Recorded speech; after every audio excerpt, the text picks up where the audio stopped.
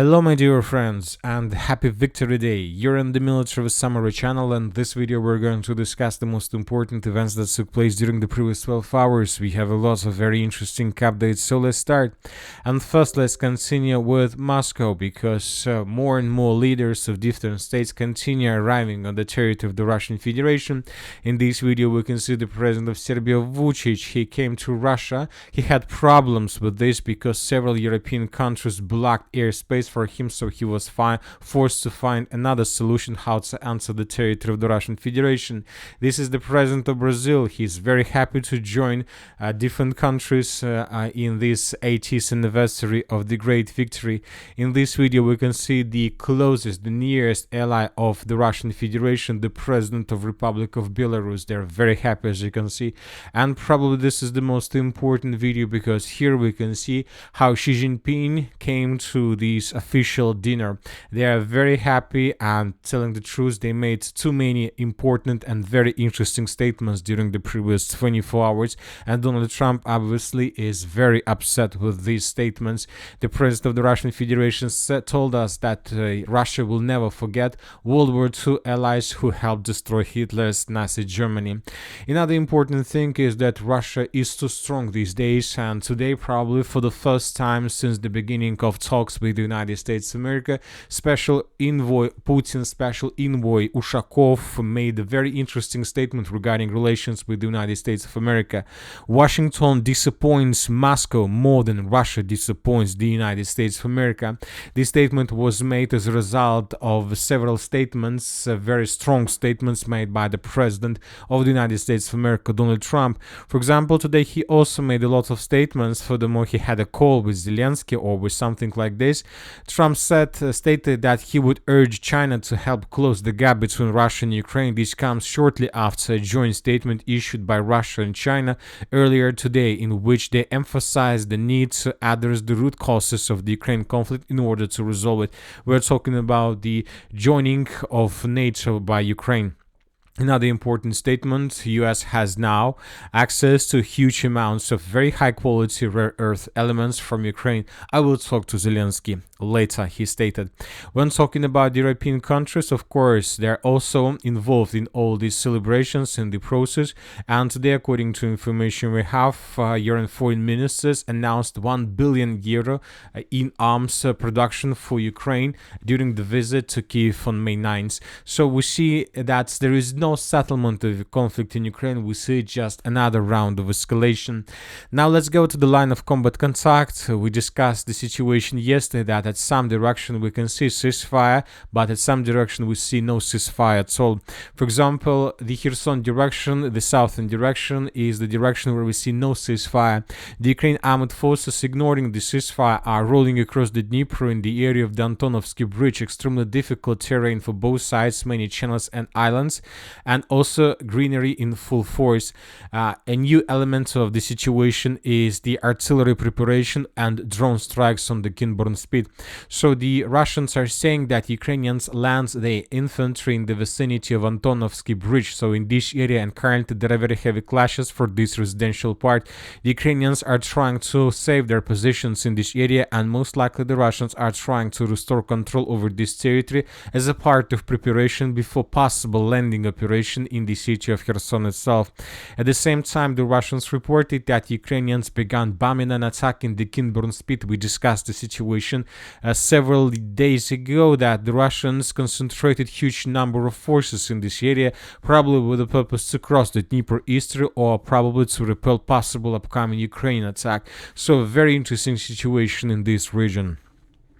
Now let's move further, and as for the South Donetsk direction, we see that most likely right before the beginning of ceasefire and May's holidays, a turning point occurred on the territory of Bogatyr, because today lots of very reliable pro-Russian resources reported that the Russians, as a result of offensive operation, managed to break through Ukrainian defense in the southern part of the settlement, and according to different sources, currently, but more precisely by the beginning of the 9th of May of 2022, 2025, the Russians established complete control over everything inside of this red line, and obviously this is already a turning point in the battle for the settlement, and most likely the Ukrainians will be forced to fall back in the very near future. Very likely that they will do this even before the end of the ceasefire. Furthermore, several pro-Russian resources reported that as a result of breakthrough operation, the Russians managed to answer the eastern part of Alexeyevka. So we see that this is already a complete disaster for the Ukrainians. It's very difficult even to understand what is going to happen on the 11th of May of 2025. The Russians will increase their pressure, obviously. Now let's move further. Let's talk about the city of Pokrovsk. Today we got very important video from the settlement by the name of Zverova. We will not watch this video fully because we have lots of violence, but in this video we can see Russian soldiers that were moving through the village and taking positions. This episode was geolocated exactly in this point. The Ukrainians later attacked this building and destroyed this. So the Russians were moving here.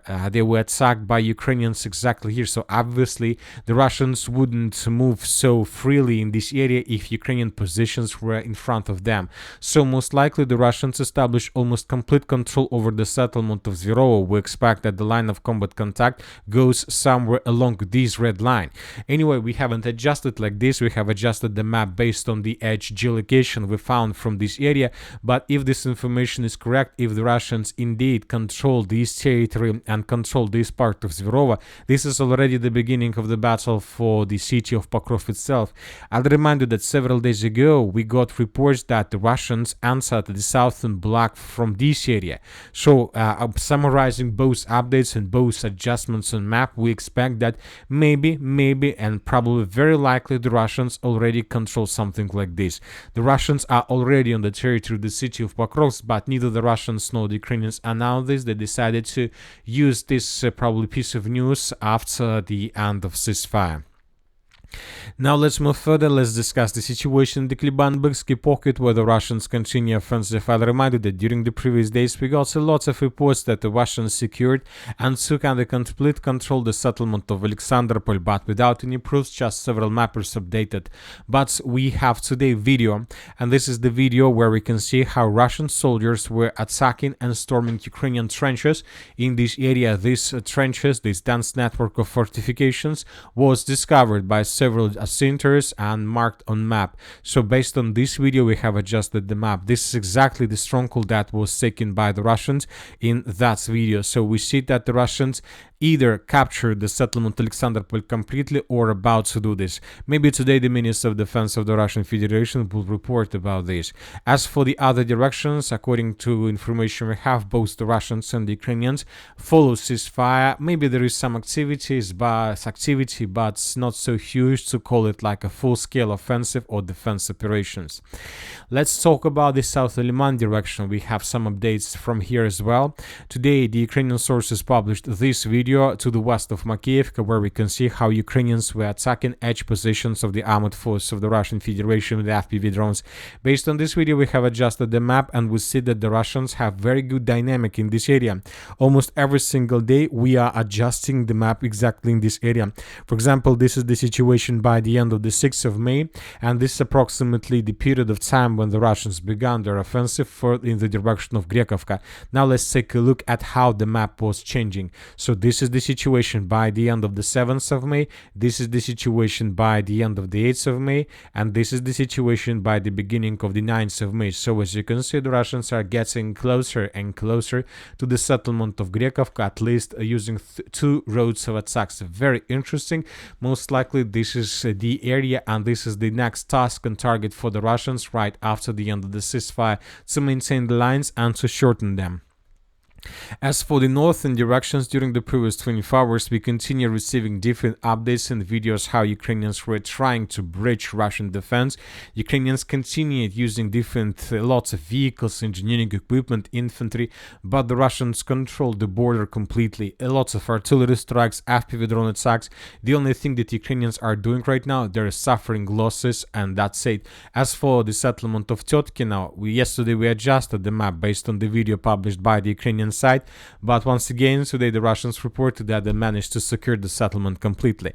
As for now, we are not going to change the map based on the statements. We are waiting for additional videos, for official videos or something like this, Furthermore, we continue receiving videos where we can see Ukrainian troopers moving in the southwestern part of Totkina. So despite Russian statements, we see that Ukrainians continue very slowly but advancing. So this is the situation in this area, and that's it for the short video. Military Summary channel reminds to weaken the many violence in the world. Thank you for watching. Subscribe to my channel, put your likes, join my Patreon, and have a good day. Bye bye.